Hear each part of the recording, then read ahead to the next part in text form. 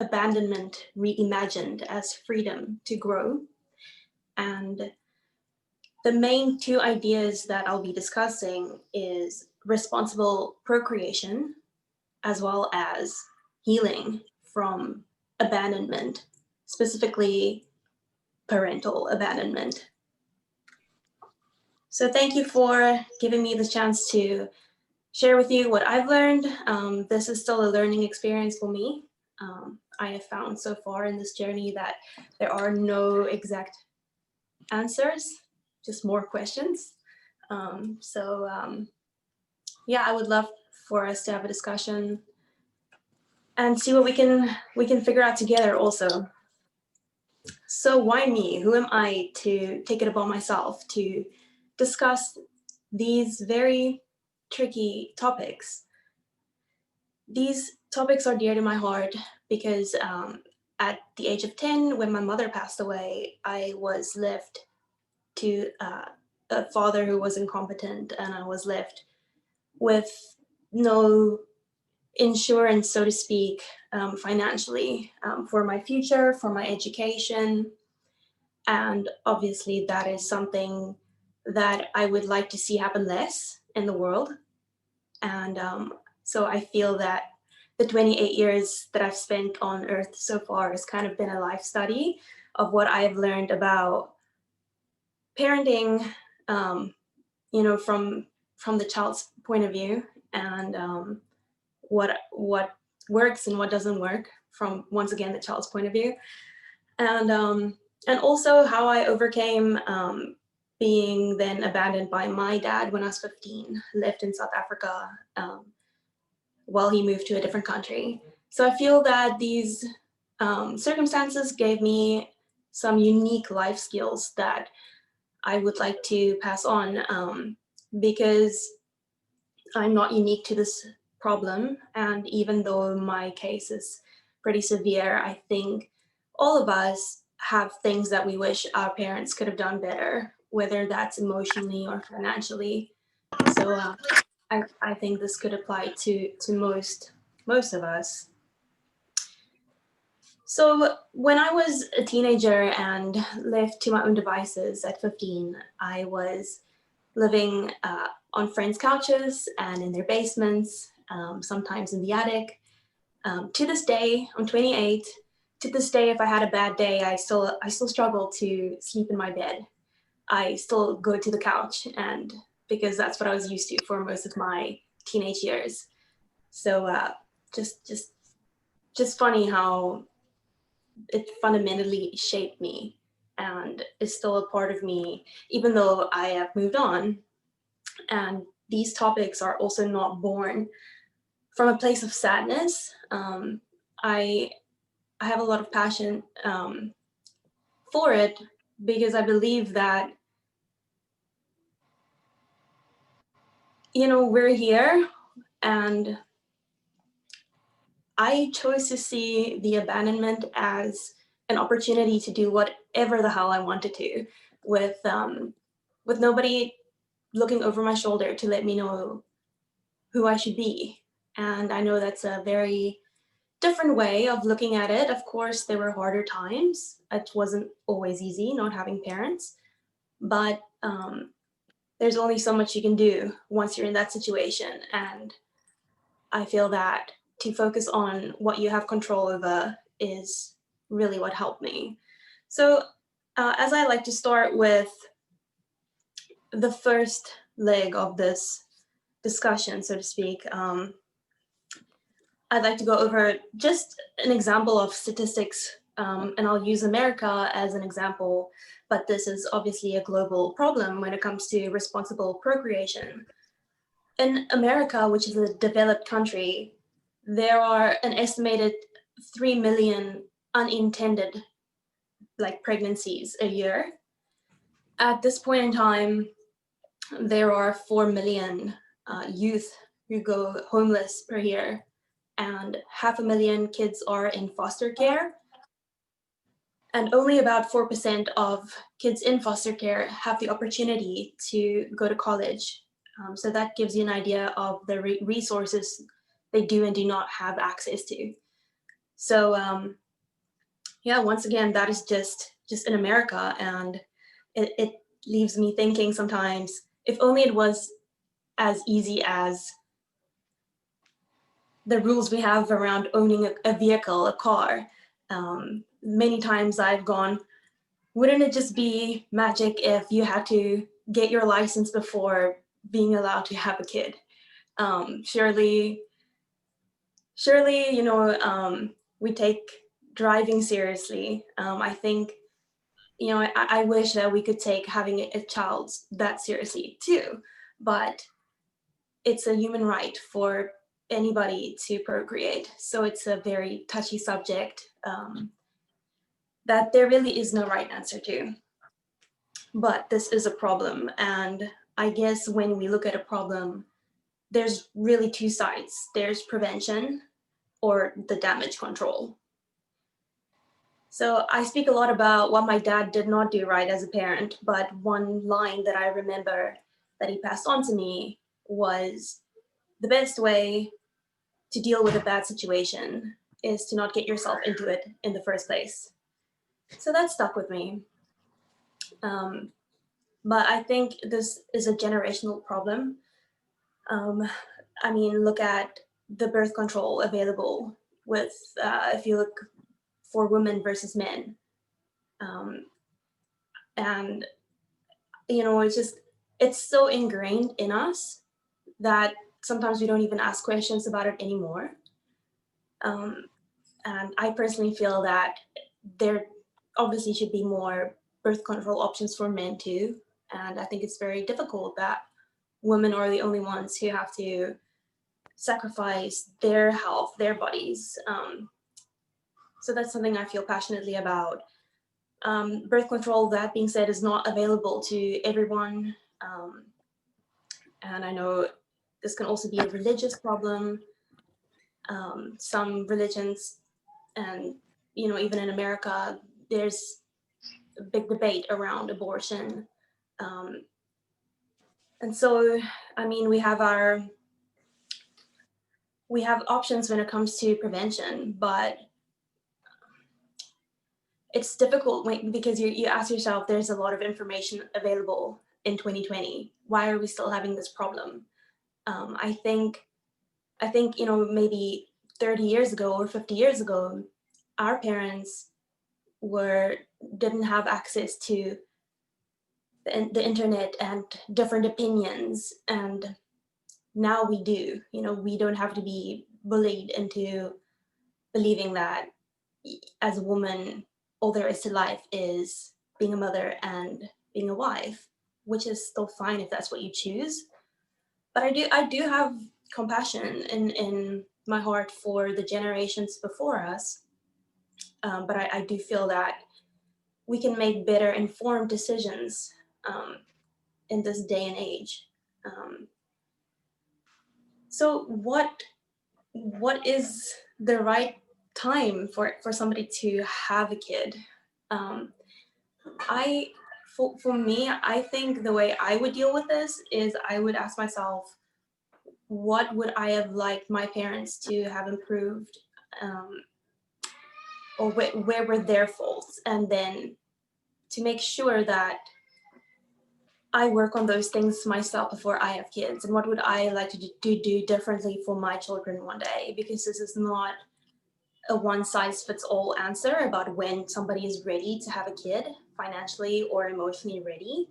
But I do think in each case, you can ask yourself, what do I feel my parents could have done better? And am I working on myself to be a better parent for my kids one day? So hopefully that is a fair suggestion for me to make. I think you want to try with, want to see if that's hot enough for you? Somebody saying something or no? Sorry. All right. Yeah, so I would also like to point out that we have some amazing new role models. We have a lot of content, a lot of new shows where females are empowered to decide to have a childless life, and sometimes that is called selfish, but it's definitely worth celebrating that we do have different role models in this day and age. Also, imagine all the unintended or unwanted births that in America alone, goes to 3 million a year. If you look at the bigger picture, this ties into, even environmentalist issues. We are already depleting Earth's resources as it is, and I think as human beings, it's very selfish of us to bring a child into this world if we're not capable of taking care of it. And it's also unfair towards the rest of the world, because at the pace that we're going. That being said, I've asked myself a lot about. I know China had a one child rule, and there's so much debate around that and the horrible consequences of, well, the gender imbalance. And so population control doesn't always seem to be the answer either. My big conclusion is I don't have the answer, but I hope that we can normalize these conversations. And sometimes it can be a little awkward to be the person among your peer group who's bringing this topic up. But I hope to keep asking these uncomfortable questions, so that we can normalize waiting and have more open conversations. And moving on to, I feel, the damage control part, because as I mentioned, with a problem, there's the prevention or the damage control. And so that's basically how I think about, well, you were born, you're here now, and now what is the best you can make of this situation. And so I would like to share what helped me through these unusual circumstances, I would say. I'm just gonna take a sip of water.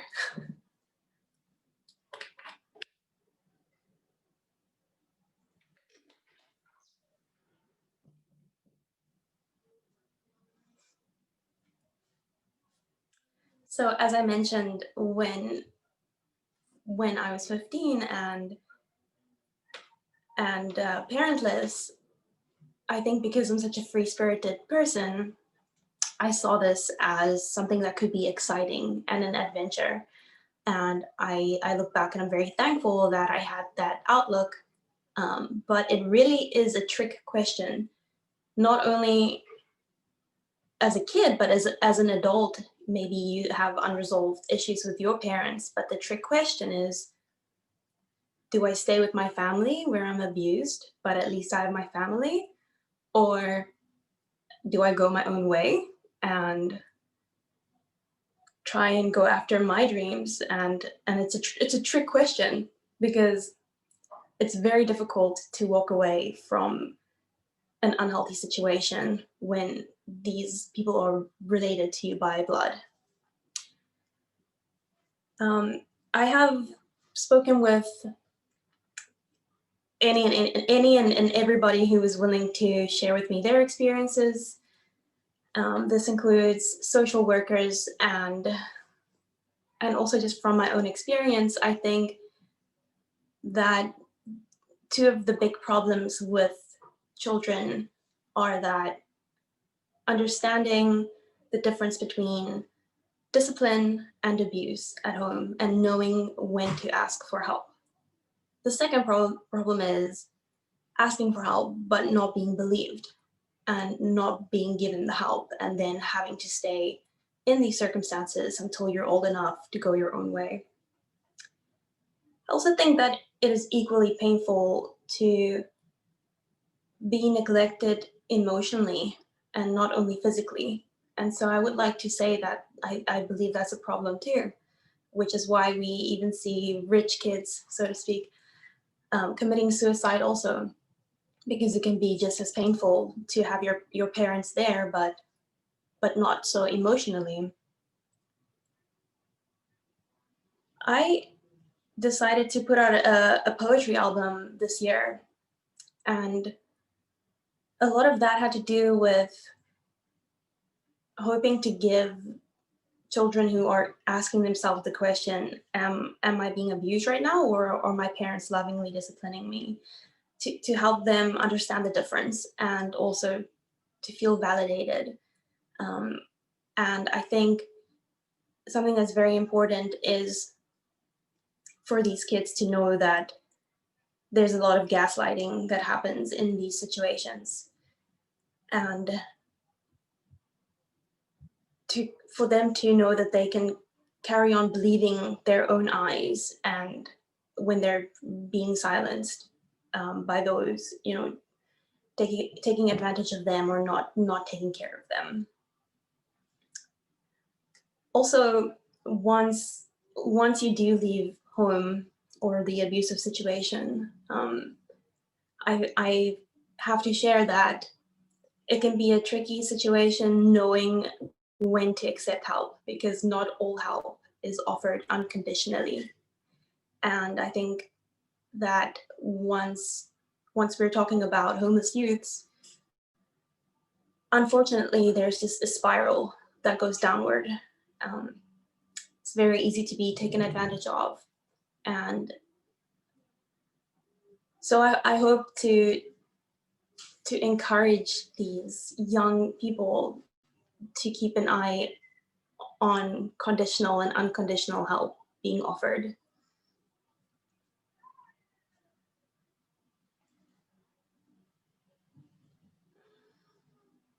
The other thing that's also difficult as an adult trying to heal from childhood trauma is you don't always want to be sitting in this negative place of being angry at your parents or whatever you'd like to call it. But I'd also like to pass on the idea that you can hold somebody accountable while having compassion for what they probably went through in their childhoods, and those people who hurt you had their own unresolved trauma. And so it's, I personally dealt with a lot of guilt because as an adult, I feel a lot of forgiveness towards my parents for leaving me in the situation that they did. But 12 years later, my estranged dad tried to reach out to me, and that was a very interesting situation for me.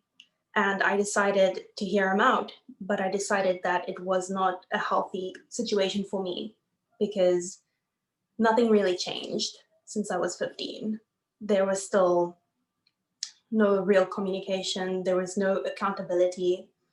And so I hope that as adults, we will all know that it is okay to have boundaries, and you are allowed to hold people accountable while having compassion for what they went through in their lives too.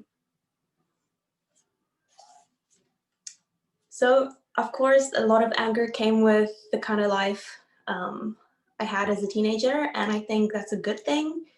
I also hope to pass on that the biggest revenge you can take is to choose to have a healthy and a happy life. I understand how it can be easier to look for outside validation, and that comes in a lot of forms, whether you keep taking trips or whether it's drinking or whatever that is.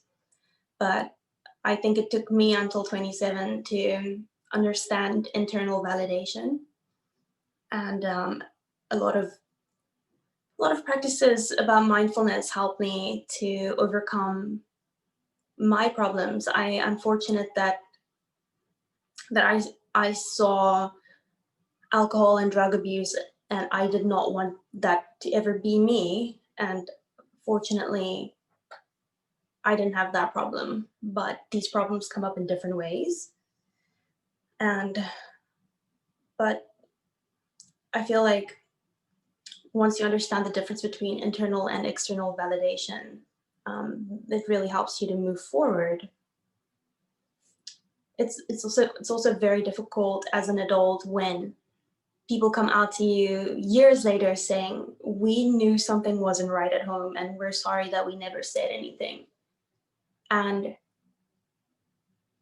I also find that by default, you cannot blame those people. And there is freedom in forgiving them for not speaking up for you. And at the end of the day, to know they did not birth you, they were not responsible for you. And yeah, that's a difficult one to wrap your head around. If you can just give me 1 second.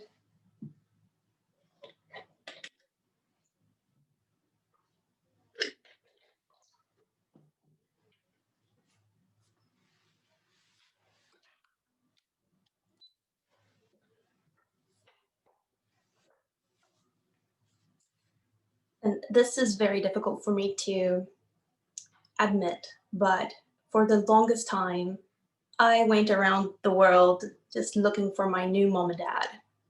And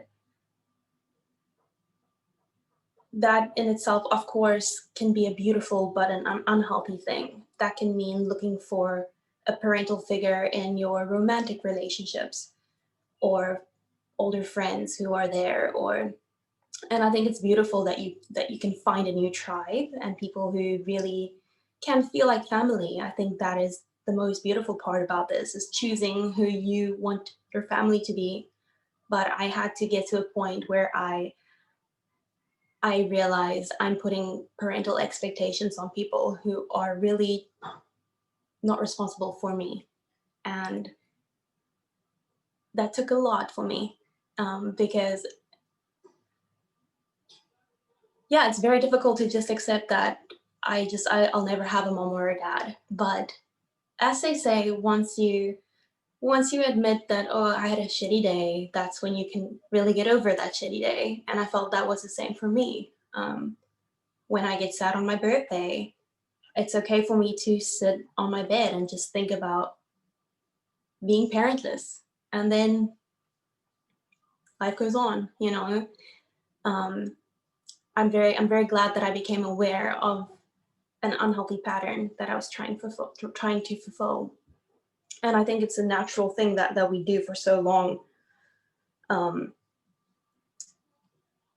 of course, you look around and feel,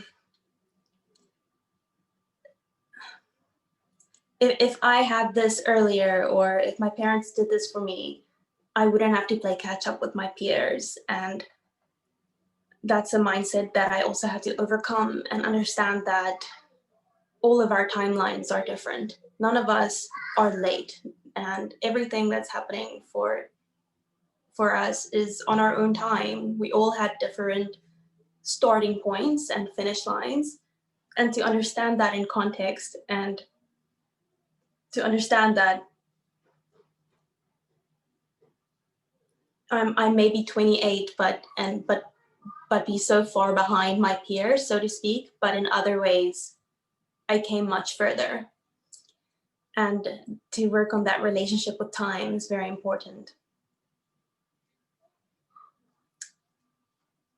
It's also difficult to accept that you cannot evolve on behalf of anybody else. You cannot be the only person going to therapy if your parents are not. And that's something I personally also dealt with. The choice I made to not accept my dad back into my life. And it's often people, as they say, people who are in therapy are often in therapy because of people who will not go to therapy. So a little cliche, but you have to decide what's important to you. And I guess on a lighter note, some of the things that also really helped me to heal from losing my childhood at such a young age is I worked on inner child healing, and I would put a specific day a month in my calendar and ask myself, what did I not get to do when I was a teenager that everyone else did that I really would love to do? And for me, that usually meant going to a music concert and ordering takeaways, or just things that I didn't get to just have fun and enjoy, because at 15 I started waiting tables so that I could keep on going to school. And so now as an adult, to have a dedicated day to go to a show, act like a teenager, and yeah, those were things that really helped me with inner child healing. Now I'm 28, and in some ways I feel like I'm 28. In a lot of ways I feel like I'm still 15, and what comes with that is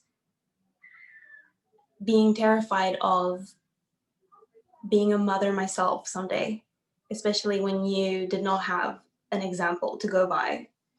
And me being so outspoken about what I think my parents could have done better, you know, obviously that means I have to live up to that too one day. And so I've really had to surround myself with different families, different cultures, people who have gotten it right, so that I can believe that it is possible that two people can be happily married and have kids and enjoy their family life, because where I come from, that really doesn't exist.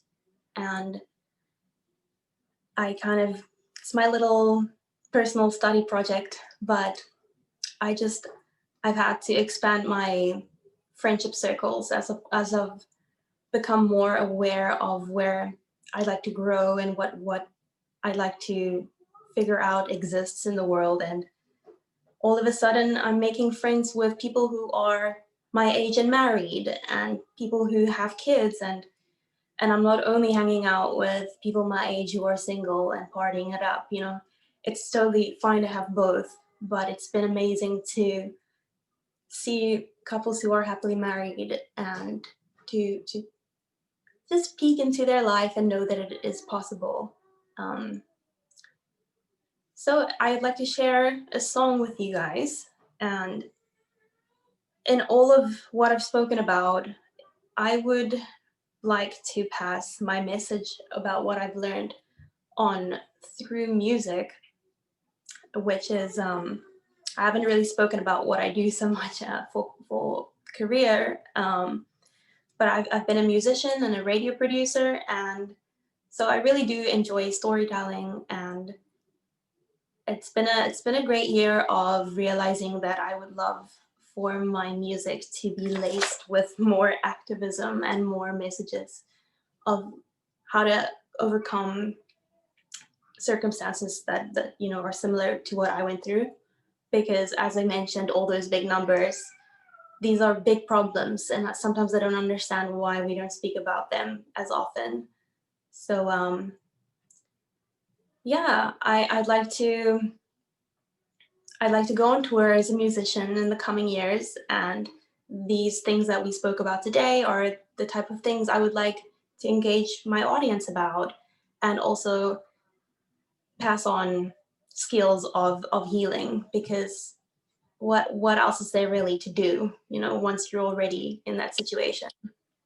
And so this is the latest song I wrote, and it sort of reflects on how disconnected I feel, or felt, how disconnected I felt before really trying to go and find examples of great families. You know, I used to just think the whole world is broken and I didn't want to engage with anybody.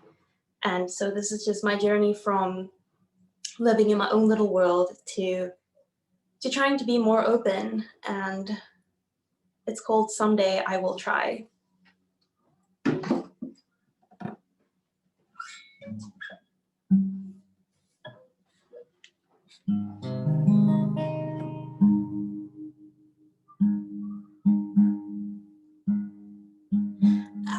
trying to be a better friend.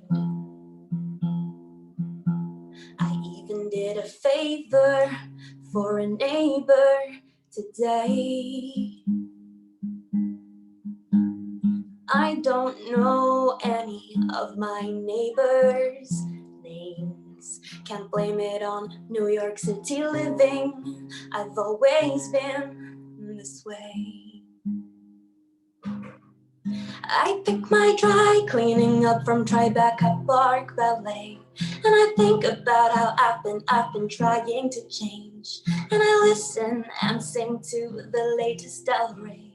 And I wonder which parts of me should stay the same. I hope some parts stay the same. And I have been surrounding myself with good fathers, with good mothers, with good husbands, and with good wives. Thinking if I could learn from how they live, then maybe someday I will try.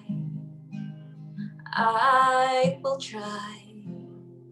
I'll try.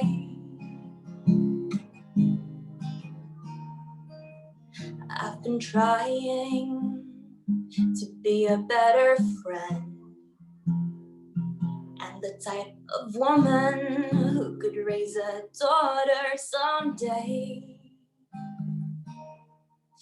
Because no one's ever taught me what it looks like to stay. Can't blame it on New York City lovers. I've always been this way. I pick my dry cleaning up from Tribeca Park Ballet. And I think about how I've been trying to change. And I listen and sing to the latest Del Rey. And I wonder which parts of me should stay the same. I hope some parts will stay the same. And I have been surrounding myself with good fathers, with good mothers, with good husbands, and with good wives. Thinking if I could learn from how they live, then maybe someday I will try. I will try. I'll try. Yeah, maybe someday I will try.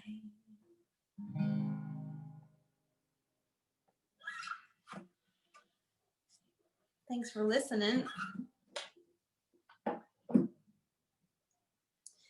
Yeah, so that is me in a nutshell. And I would love to hear your comments and if there's anything that I can learn from you. So if anybody has some questions, you go if you want to take over again. Do you want to handle by yourself or shall I? Thank you so much, Lyla. It was so beautiful. So,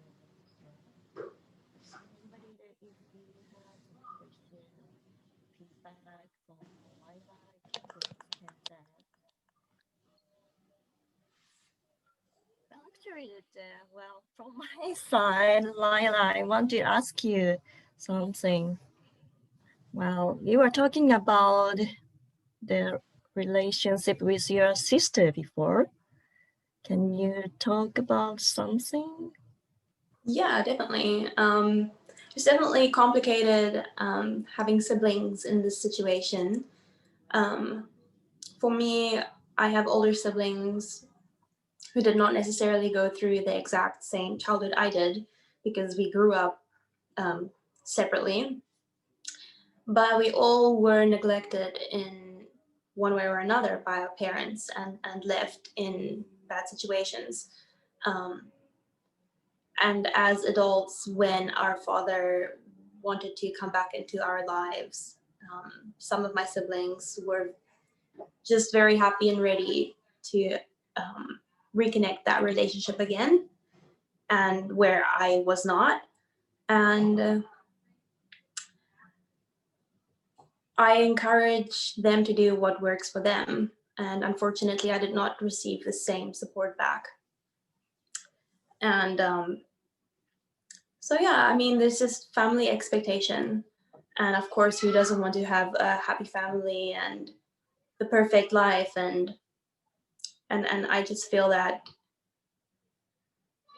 it's very difficult to stand by what's important to you. And for me, it was important to stand my ground in what I believe a father-daughter relationship should be like, even an adult daughter-father relationship. And it's pretty difficult to get resistance from siblings who felt that you should just forgive and forget. And while I encourage and like the idea of that, I also believe in talking about things and being validated and changed behavior. And so yeah, I just think that's an added problem that is hard for people in this position to deal with. Yeah. So I would ultimately, like I said, like to speak with kids. I don't know anybody's background on our call. I'm sure at some point in your life you had your own trauma. But I appreciate this opportunity to speak with you all, and I hope that it'll prepare me to speak with younger audiences. I'm currently preparing for a talk with youth in Los Angeles. There is an organization called Violence Intervention Program, and they work with about 30,000 kids in California alone who are removed from violent situations at home.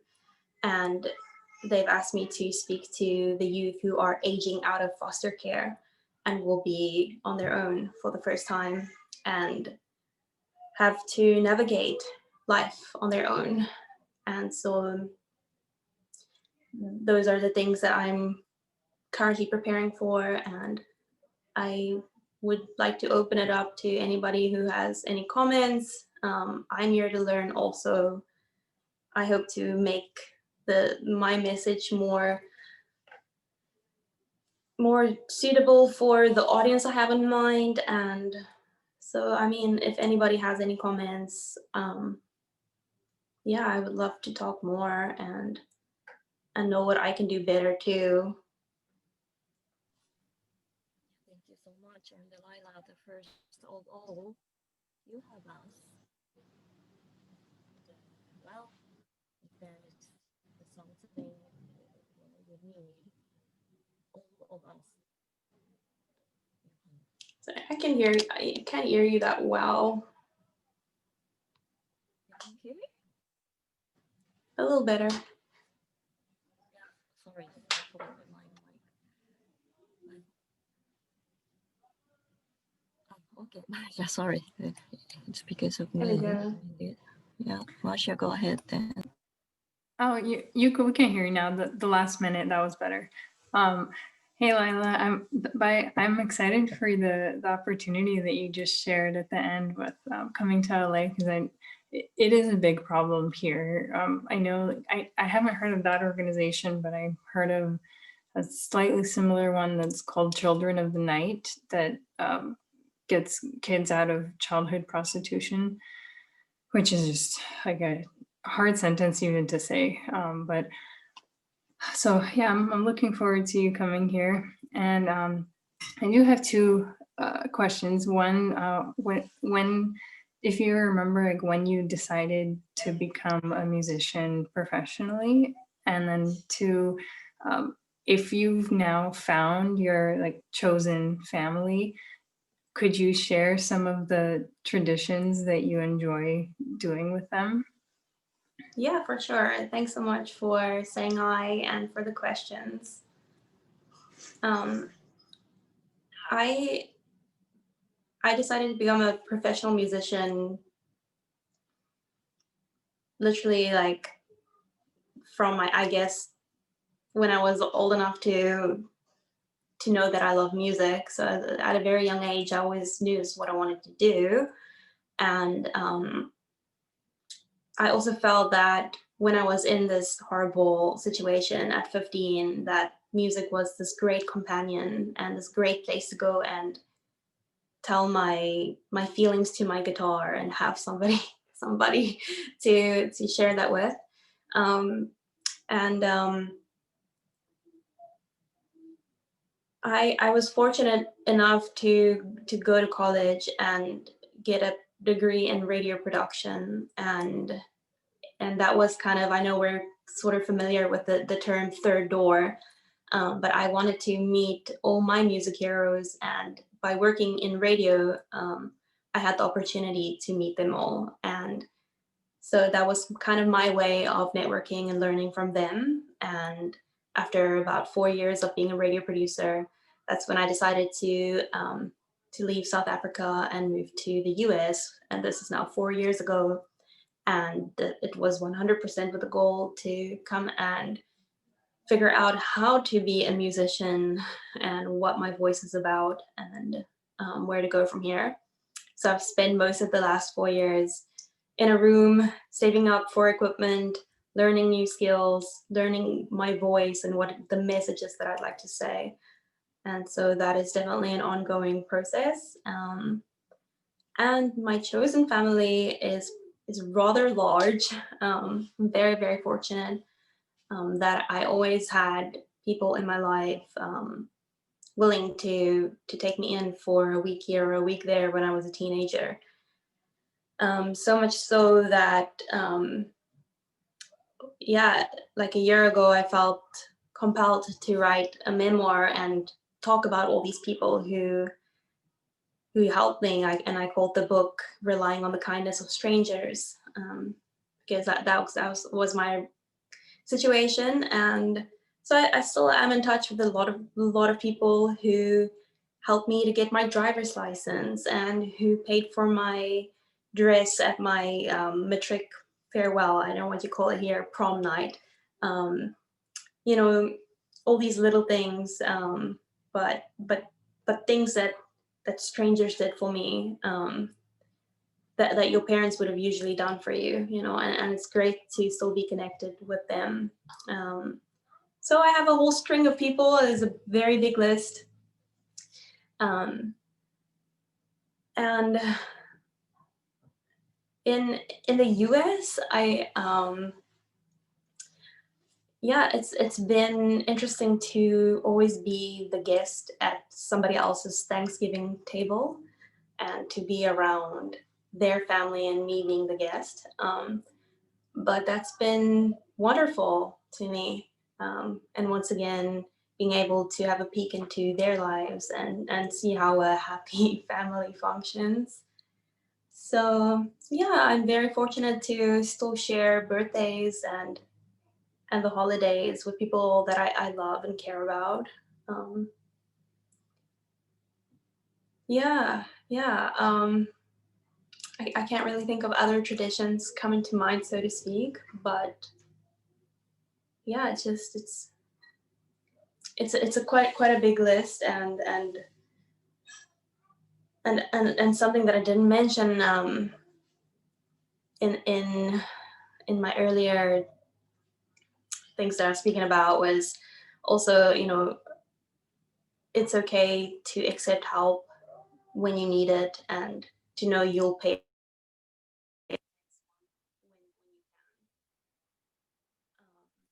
Lyla, I cannot hear you. That was also a difficult thing to ask for help and to accept help. I think your mic is got low all of a sudden. I can't hear you anymore.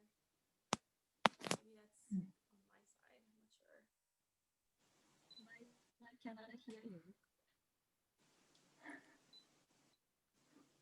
it's like everybody stopped being able to hear everyone else all of a sudden.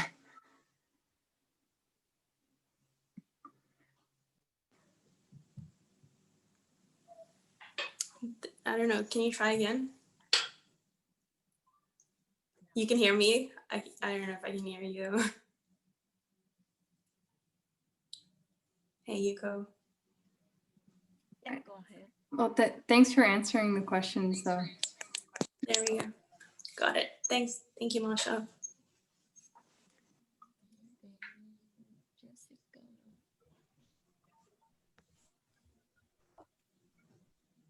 Hey Lyla, thanks so much for sharing. It's super brave and courageous, and you obviously have learned quite a bit. And I think it's amazing that you're wanting to share with others to help them. One question I do have is around boundaries, and you mentioned one of them being not allowing your father back into your life. But are there other instances where you can talk about how you've been able to put up boundaries in place? Yeah, thanks so much for being here and for your question. One of my mentors explained it in a nice way to me that a boundary isn't a brick wall, it's a fence. And, you know, as the person who's putting it up, you're still allowing somebody to prove themselves to you that they can show up respectfully. You know, you didn't block them off. You're not unreasonable for asking for this boundary, and it's up to them to really show up with respect and earn your trust again.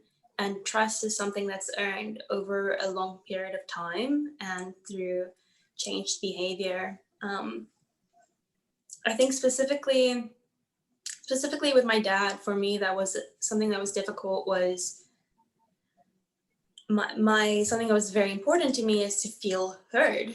And as a child, I was silenced all the time. And when my dad tried to return to my life, you know, I expressed gratitude to him for doing that, for showing up. But I told him that, you know, I still need for us to speak about what happened. You know, I need that part to be acknowledged. I need to understand what happened and what changed.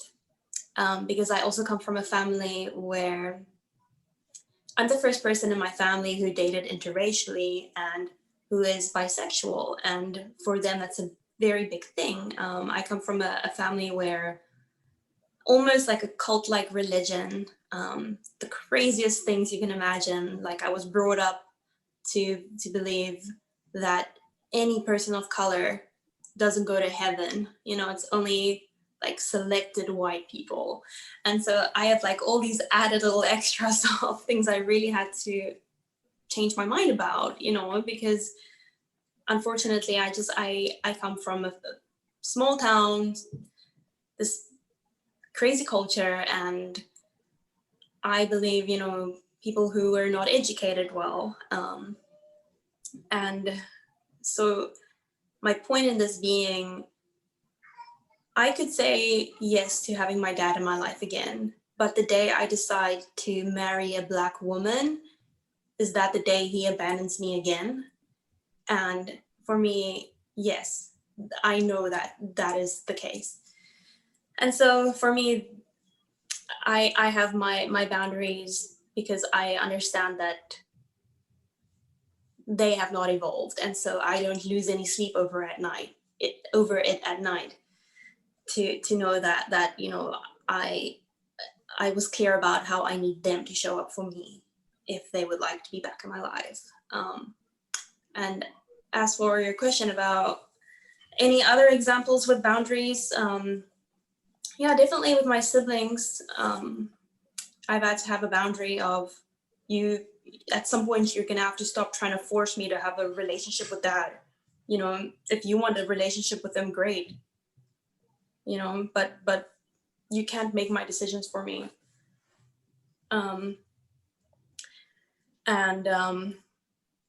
something else that I have to take responsibility for, you know, I speak about responsible procreation, but as a young woman, how many times have I been in a relationship where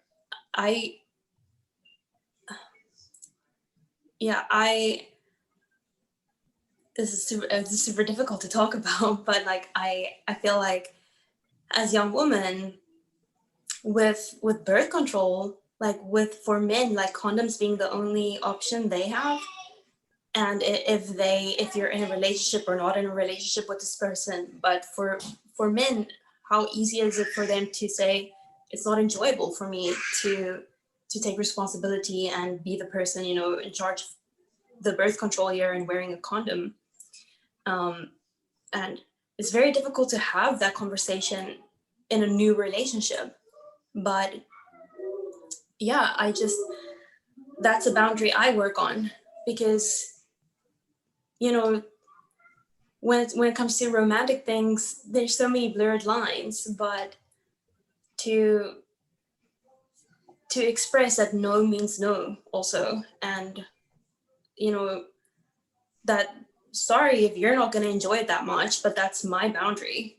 And, you know, how easy is it for them to be like, oh, why are you being like so much about this? And it's difficult as a woman sometimes to stick to that boundary without being made feel like you're crazy.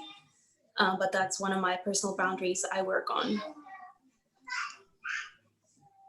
Thank you so much for sharing.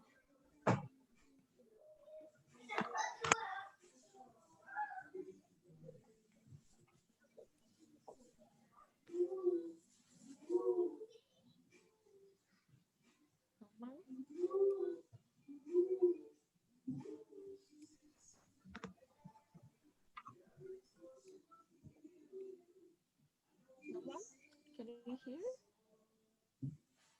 Hey, Yuko. Well, everybody. Can you hear of me? Yeah. As well? Okay, so I think Ingrid is driving, and the Lyla need a feedback, so anybody can speak something.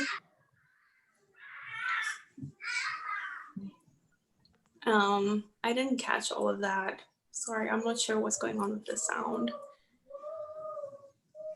Were you saying that Ingrid was trying to speak or no? Ingrid is driving right now. So, Yes, so she can't because she's on the road and driving. Oh, hey. 5 minutes from the home. All right, got it. Yeah, she just picked me up for BCPE, so we're 5 minutes away. You have a beautiful like acting persona. I've seen some of your things on Facebook. Thank you. Yeah. I love seeing the posts that mom shares. Really proud of you. Thank you so much. That means a lot. You guys need to be Awesome. friends. You have a song too. Oh yeah, I may or may not have a song that I wrote that my mom loves. What's it called? Hope. It's called Hope. No, I Hope? heard it. Yes. Can't wait to hear that. Oh, sure. It's so good. It's so good. She loves it. You tell her a little bit about what it's about. I don't know how to explain what it's about. Well, about hope during 2020. Yeah, about hope during 2020. Basically, Everybody needs it. everyone needs hope. Yeah, that's a beautiful message. Yeah, it's been inspired by a tricky year.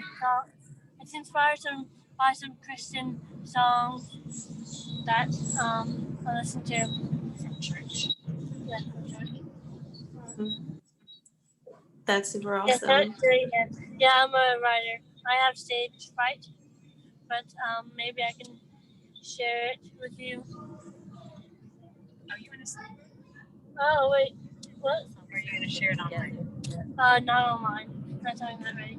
I'm gonna share it. But I don't know when I should because I'm really nervous. Because I don't do that much. I haven't done it in a while. Does she know what stage fright is? She called that. Do you know what stage fright is? Stage fright? Yeah, Yeah, do you feel that way sometimes? all the time. I mean, when I'm on stage and singing and stuff. Yeah, I even felt it today. But yeah, I think your mom is probably one of the best people who knows all the ways around that, right? I've even learned from her also. Yeah, I learn a lot. Sometimes I go up on stage and put sunglasses on and look down when I'm doing it.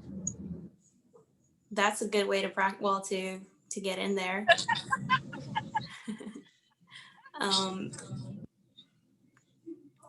Yeah. Sometimes I record myself a little message on my phone before I know I have to do something that that might be a little scary to me. So that when I'm just about to sing my song or do what I need to do, I can put it in my ear and listen to my message to remind me why this is important for me to do it. And That's a good idea. I should start doing that. yeah. I'm so glad my mom's a part of this songwriting group.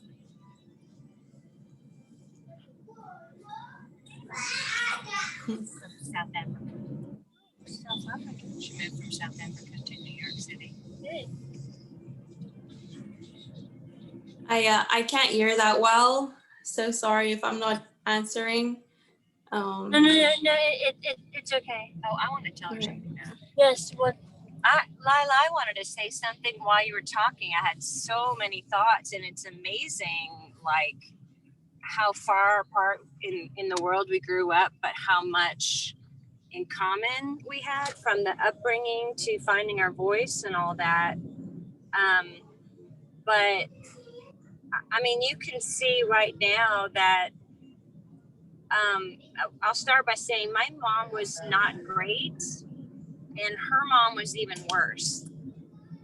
And so I call this thing backward parenting. Can you hear me good? Yeah. Yeah, backwards parenting. So I had to parent my mom and then parent my daughter.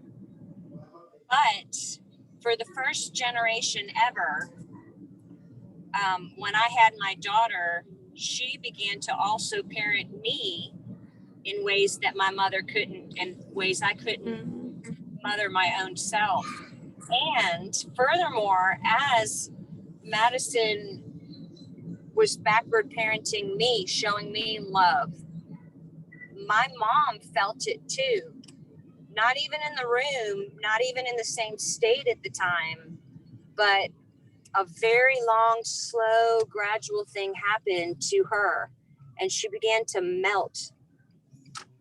And I didn't expect it. The only thing I knew was that she needed a mother when I was her kid, and as an adult that I still had to be her mom. And not until I had my daughter did I see the kind of the infinity loop thing, where I had to be the first one to backwards parent, and then my own daughter unexpectedly began the same thing with me, and that affected everybody. I'd like to think, even though my grandmother's not any longer with us, I'd like to think somehow it affected her even before all this started. Does that make any sense? I mean, you're a poet, so I'm sure a lot of that makes sense. Yeah, thanks for sharing that with me, because I do have questions surrounding that. And I think I've seen situations where people didn't have their lives together and then had a baby, and suddenly having that responsibility is what made them change up and show up better. And so like it's a challenging subject for me to speak about. I gotta check. I'm excited. I gotta check.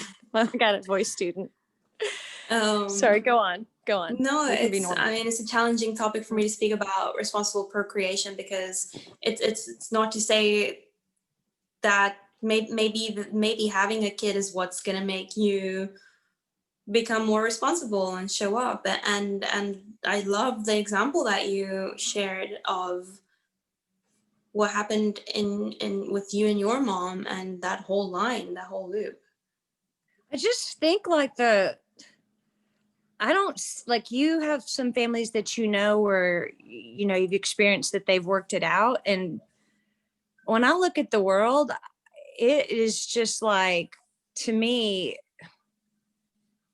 nothing working really, like really almost maybe 1% should be parents. And it's hard to say that, but it just doesn't seem like most of us are that good at it. But in my case, I feel like being a mom is, in a way, like I didn't think that I could be a mom. I was terrified. And I feel like since I've had kids that, and I've two, since I've had kids that it feels like it's 100% for me, not like a selfish plan, like I'm going to do this for me. But when they get here, it's like, oh, if you have eyes, if you have vision, it's suddenly you can see. And so, I mean, I was 30 and still digging my heels in. Like you would have never told me that I wanted to just sing and write and play and, live on a train, and as long as I could. And then, I made some quick changes and wound up married with 2 kids. And the husband, well, we didn't keep that, that we made a different arrangement there, but, the two of them, they couldn't be more different. But I just like, I'm so with you about, there really, really, really needs to be some kind of a thing. And you can't impose that on the world and say, did you take your parenting test? But maybe a psych eval. Yeah, there has to be something that is not too much to ask, because I've seen many poor families who have very healthy relationships and are extremely happy, and then I've seen rich families who are falling apart emotionally. And there isn't a way of saying, okay, because you're financially capable, you're going to be a great parent. No, that doesn't necessarily mean that's true either. So somewhere about some financial independence, some emotional stability, I love somewhere in though, the I middle. love that it's like the thing that you're doing is saying, I mean, not being able to feed your children, or being a child and not being able to find food, is unimaginable. And what Masha was talking about, that all of that it's unspeakable. And while those people generally, when they find their way, turn out, in my opinion, to be the best people, why should you have to go through that?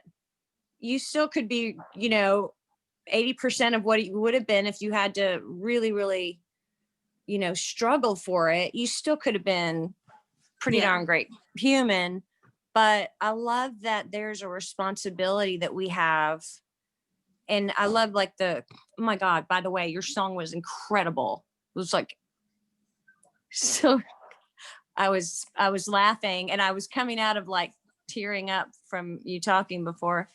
But that you're able to like apply what you have and say, well, let's do something with what we have and what we worked for, instead of just going, oh, I'm satisfied now that I have a roof over my head, you know, or for me, I'm satisfied that I finally got to a place where I know my kids are going to be okay. And they're 18 and 16.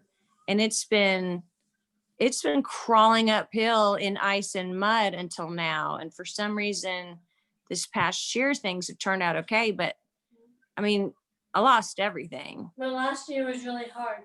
I Yeah. know that because here's something really quick. Today I was looking through my Google Docs and I found something. They can't hear you. Oh, You have to deliver it. here's something quick. Today I was looking through my Google Docs and I found a little like diary on my Google Docs, and then from October 6th, 2019, I read through it and I sound so sad and lonely. Like I didn't have many friends. I was starting to and I was failing English, and I was just so sad and lonely. I'm glad you wrote that down. We've had just the hardest time. And you can't give up and lay still, because things will grow on you and crawl on you. And yet every single day it's like, where is the top of the mountain? When do I get to rest and look out at the view? And that's the hardest question, is how long before I can just sit and rest? And I know that no parent, I mean, we don't ask for difficult circumstances. From what I understand, my parents were in a pretty good financial situation when they had me, and very quickly that turned around after I was born. So I mean, it's very difficult to say, and all of this is not for me to ask other people when they're ready, but a lot of this is for me. What am I learning? When do I know that I'm ready? Because these disasters and hard times, that's what they are. They come in these unexpected waves, I'm sure. And I think that probably terrifies me the most, about thinking about not knowing what the future holds, and as a parent wanting to make sure, you know, how much can you prepare? How much can you prepare? You know, like, there will always be something, right? Yeah, today I added to that and described like what was going on around, how great this year was going. She found an old entry and she finished it today with I did a new entry. new update Yeah, on it it. was called Things really have been a lot better this past year. It was called my high school year. I think what's really important, and I was thinking about this maybe the last time, like, was it an after hours or something? I don't remember when you had said something, but thinking about how to interview or to talk to the people that kind of represent, you know, like you're doing right now, like you're talking to a mother that's having hard times. Granted, I'm a completely different human being, a different everything. But if all of us were able to interview somebody that's like a stand-in, you know, I mean, I would love to, honestly, I'd love to talk to a man who was like a real jerk to his family, but be on the same page, like hear him as a stand-in and talk to him about his experience, so that I can have an insight of some sort about being in someone else's shoes, and what brings you to those places where you act out, or in his case, he's just alcohol took over his life, and just a whole bunch of things. Yeah. You too I think now? it's very important to have compassion for That's it. the people who let us down. And I think the lesson, I love what you're sharing for yourself about that. And for me, I hope the lesson I have is, I'll always ask myself what I learned from it, and what I hope not to do to my kids one day. And and not to have a kid until I feel that I'm in control of my own demons. But It'd be so awesome additional if like we said, maybe like a psych eval. It'd be awesome to have these quizzes too, like questions. Just make sure that you think. Just maybe you don't know what to ask yourself. I mean, not you, but the other 7 billion people on the planet. Mm-hmm. And I know I didn't know how to know if I was ready for it. It was just, that was what my husband at the time wanted. And Yeah. that was what I was going to do. And then, I mean, I couldn't be happier, but at the time I didn't know what I was doing. It was a leap. And if I'd had some questions saying, going into it, what do you think that you have to benefit a child? Those type, like, might be nice. Like, I mean, the kind of questions they ask somebody, the people who want to be adoptive parents, they have to go through insane processes That's so to adopt a good. kid. That's so great. That's great. Yeah, if that could apply to everybody. Yuko, I don't have the time on me. I don't know if you want to do a time check. That was amazing. For yourself, Lyla, are you okay, or you have no time anymore? No, I'm good. I don't have the time on me, so I'm not sure if everybody is still fine. It's 1/4 the hour. Okay. Was I depressed last year? I feel like I was really. I don't know. Maybe. No one, can you hear me? Sorry. You were saying he need to leave, but okay. Well, we can keep going if everybody is okay. And probably it was the summertime and issue. Now, although I sent the what do you call the converter of the time, but probably that there was some confusion, so that's why that people couldn't get in the 1 hour earlier. Natalia, how about from yourself?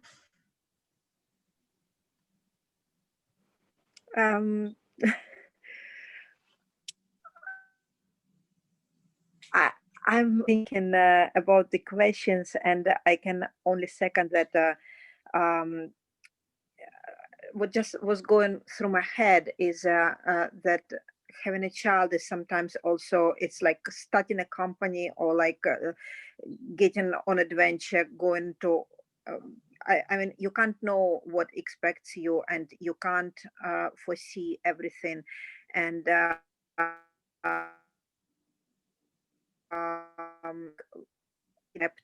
And I think the only guarantee we can have is that our intention is to be good, and to care and accept and change as much as at this very moment, and promise ourselves like to learn and to develop.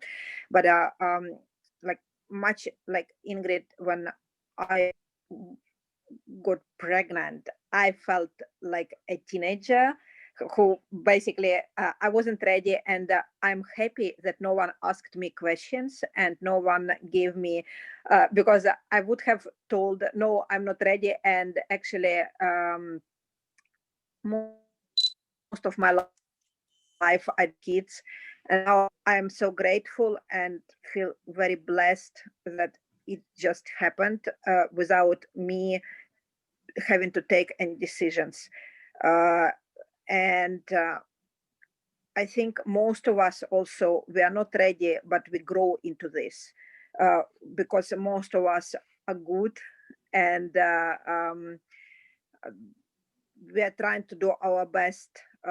And what you're doing, I think it's beautiful because it can lead also to many more additional questions on how to help ourselves, how to help people to become just better versions of ourselves, and it relates to everything.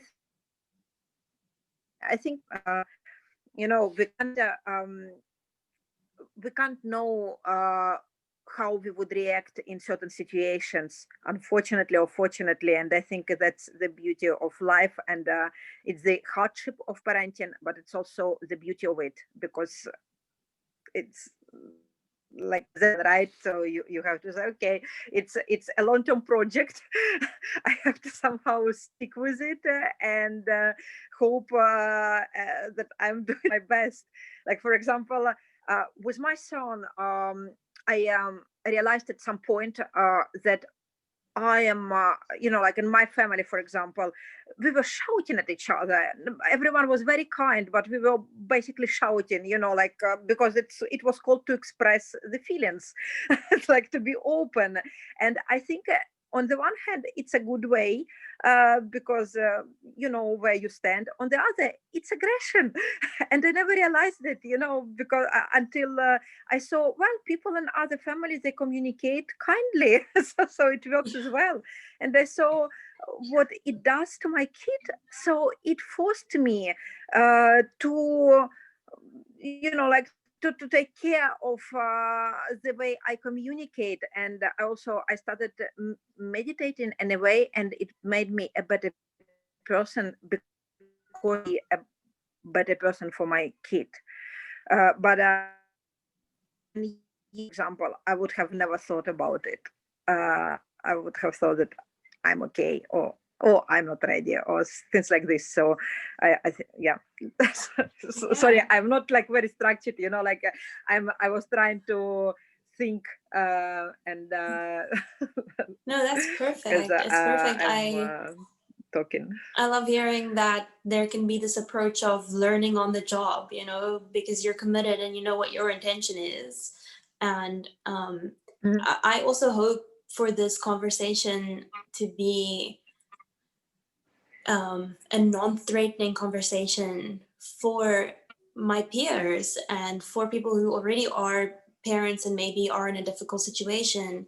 And there are organizations who provide education for parents who are trying to, learn. And I think a lot of parents think if they ask for help, they're going to be in trouble. And hopefully we can normalize that and make it known that there are organizations who will help without placing judgment. Yeah. Thank Yeah, you for I sharing think about your experience with me. That's a very beautiful story. thank you.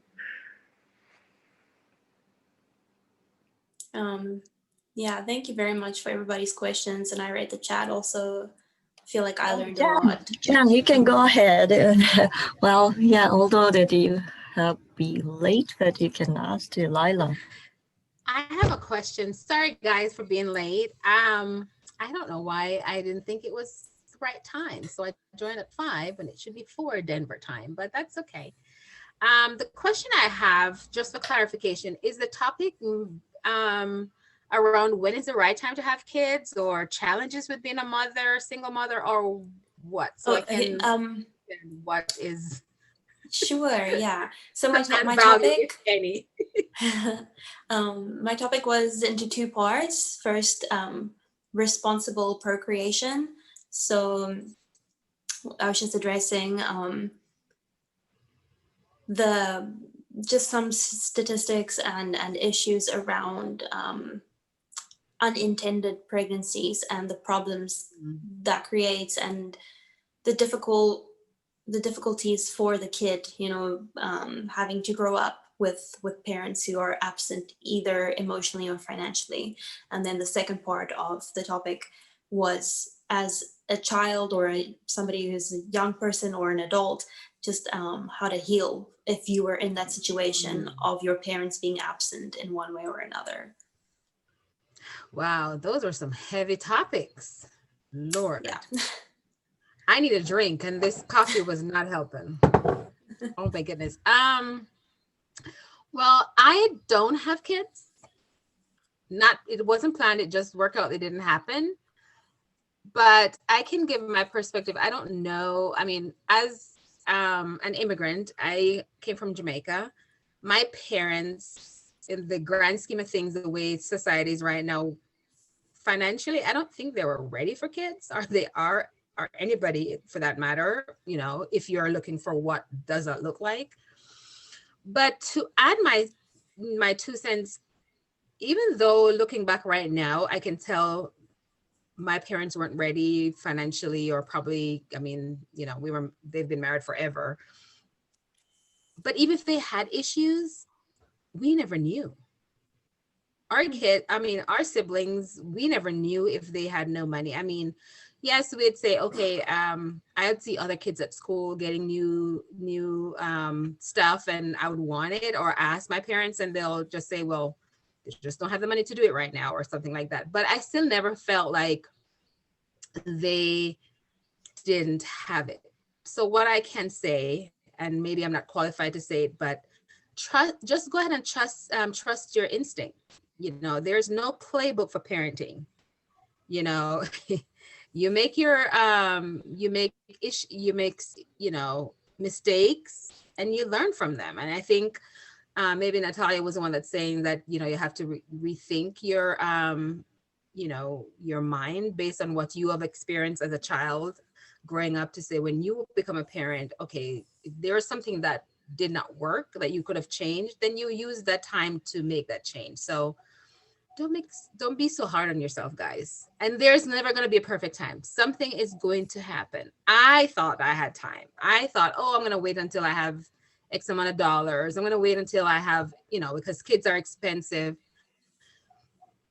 If you find the right person, or you don't have a right person, you know, modern technology has improved. You don't even need that person. If you want a child and you are emotionally ready for a child, go for it, because maybe the time is going to come when you want to have a child and you can't. Not to say, you know, to make, you know, silly decisions and stuff like that, or unresponsible decisions, but if you'll know when you're ready. And even if you're not ready, my grandpa used to say, because I remember my cousin, when she was pregnant, she was a teenage pregnancy, and she was very sick. And my grandpa asked her what was wrong with her, because, you know, at the time, you know, in Jamaica, you have different generations living in the same household, or the same family place. So it was not unusual to have your grandparents living with you, or you living with your grandparents and stuff like that. So my cousin was always, you know, very sick, and my grandpa would ask her, what's wrong with you? She said, my grandpa, she would say, like, she would, you know, I'm not feeling well, or sick, or whatever. And my grandpa says, just remember, pregnancy is not an illness. It's a self-inflicted wound. It's not an illness. It's a self-inflicted wound. That means you got pregnant. So figure it out. Yeah. But I'm sure he was a little bit, you know, in his word, he was trying to say it's not a sickness. You'll get over it. You know, just grow up. But when you make that decision, you'll figure it out, you know, through trial and error. Don't be so hard on yourself. We have too many other issues to deal with, especially in the United States right now. But yeah, I think y'all will be just fine. Yeah, no, that makes a lot of sense. I definitely agree with your sentiment of, if you wait until you think you're ready, you'll never be ready. And just showing up with a good heart and taking it from there. Because your kids are going to love you anyway, regardless of how much money you have in the bank. What they care about is, how did you treat them? Yeah. And that's why I said, even looking back on my life, even though we didn't have, I couldn't feel that. I didn't feel the lack, because we had love in our family. My parents, we always make sure we go to bed. We're never hungry. We always have clean clothes and clean place to live. So as long as you do good by your child and yourself, you'll be fine. And for anybody who's trying to figure out how to have kids. Yeah. So that's my 2 cents worth. No, that speaks to my heart. When my parents were separated, and when I lived with my mom, it was also like, we were very poor, but like, I was never happier. I had the most amazing mom, and then living with my dad, who had a lot of financial wealth, but he wasn't emotionally present. So it's so true what you're saying. And I feel grateful that our generation can have these conversations openly. I don't think our parents had that opportunity. Everything is behind closed doors, everybody is shamed. And so we're very lucky that we get to share our hearts and stories with each other. Yep, you did well. You guys are going to be just fine. Yeah,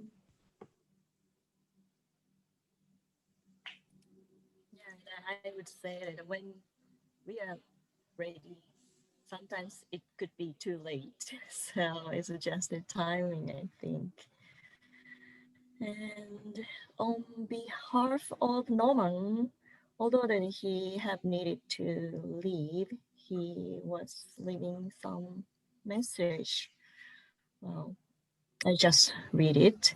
Amazing story. Many questions, but the discussion time is too short. I'm interested in hearing about one of her mental moments in the past when she suddenly realized a change in herself. What were the negative and positive outcomes of that moment of the realization? As an example, my father called me a mama's boy. One outcome of that moment made me passive aggressive as I became silent in discussions and not show emotion outwardly. Another outcome was I became a very good coach and mediator, sorry. Sorry, too long. So it was from Norman.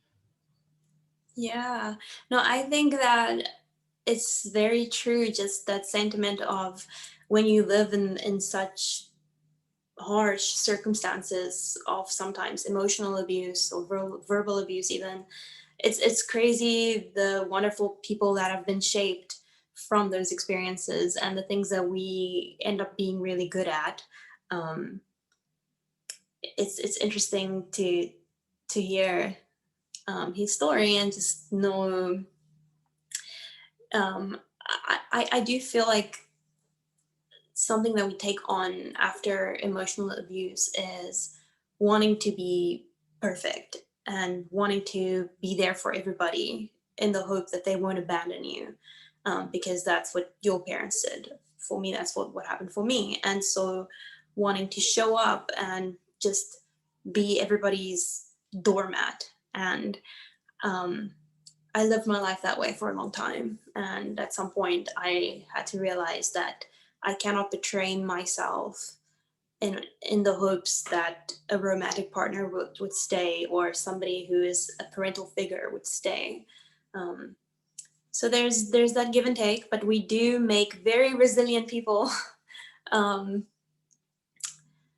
Yeah. I know there was a question in there about when there was a mental moment for me. In my music career, the biggest thing that happened to me is I had the opportunity to perform a national anthem on an internationally televised TV sports match, and it was extremely difficult, feeling like so supported by the public and friends and not having parents there. And I think that was one of my lowest moments. And that was my switch from I have to stop looking for external validation, and I had to be okay with being there with myself and being like, well, I am my mom now and I'm gonna hold my hand. And it's not easy to show up like that, but I feel like that moment was a big shift for me because I thought I was gonna be so happy having this amazing performance. And that was one of my saddest days because all you can think about is my mom and dad should be here with me right now. And it doesn't matter that there's a whole stadium of people. It doesn't matter that everybody's, tagging you on social media or whatever. So it's the old cliche thing of internal validation. I feel like that was my mental moment. If that answers the question.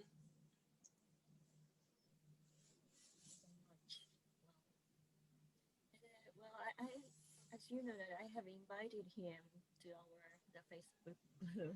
So, well, you can keep in touch with it if you like. And well, he is the first, the male for us to join this community. And well, actually, we started from the small the circle, but I would like to make it as growth. And now we know each other, and well, we have deep relation, and well, if possible, to make this circle as bigger and bigger to support each other. So if you want to invite somebody, just please share this information, and we have this circle. And well, any comments for Lyla? Anybody? And the kitty is working, I know. Cindy, can you speak out, or Joy? Sure, I'll speak. I was so a few days ago. It was the anniversary of one of my cousins that passed away at 14 from an aneurysm, and I was having a conversation with my mom saying, you were kind of like the mediator between her parents that always had arguments between each other that weren't really there. So when she would complain that she had these intense headaches, they would kind of like brush it off. So I was asking her, why didn't you adopt her? Because she was spending so much time at her house, and we wanted to take care of her. And she mentioned, unfortunately, no matter how much evidence there is that you're not the best suited parent, you don't really accept that, and you still think you're the best fit for that child. And even though she says she tried, my uncle and aunt just never allowed it. So I was just thinking about that concept, what she said, like you always think that you're the best fit, even though you might not be. I thought it was a little bit selfish. And yeah, because I don't know, I think she could have still been alive today. So. That sounds like a very difficult situation. Yeah. I mean, it's a very traumatic experience. I don't have like much coming up other than empathizing and also, you know, on the subject of adoptive parents. It is also sad that a lot of these times, and I speak from personal experience.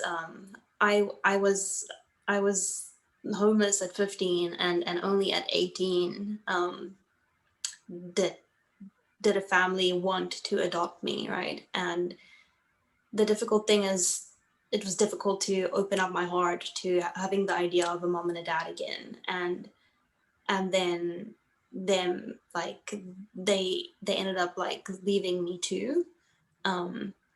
Unfortunately, there was alcohol and drug abuse in their home, and it's just difficult to go through losing your own parents, and then you end up in a home that you think, okay, I'm finally safe and I'm finally really cared for unconditionally, and then being let down a second time. And I can't speak on the situation you described because I don't know all the details.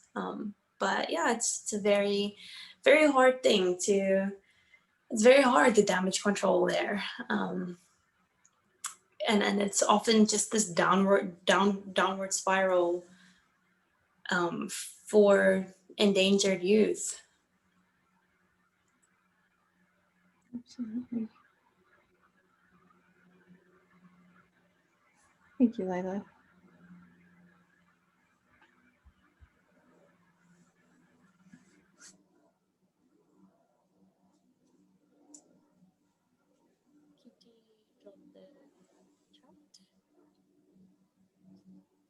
You can read it later.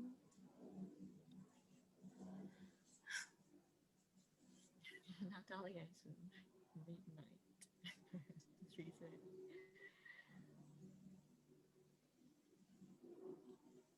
So, ladies, anybody something that you want to add? Then Natalia need to sleep, right? Okay, then Lyla, thanks for the sharing. And well, although that we made it as once a month, but well, anytime that well, if we want to lace up the thought of the sharing, well, we can make it anytime. So please don't hesitate. Thank you very much. Thank you so much for the comments and the questions and just hearing and helping me grow. Thank you so much for spending this time with me, to everybody who was here. Yeah, thank you so much, everybody, and have a good evening for you guys. And Lyla, shall I just keep it open to read the comment for a while? Yes, please, if you could leave it open. Thank you. Yeah, thank Bye. you. Bye, everyone. Bye-bye. Bye. Take care.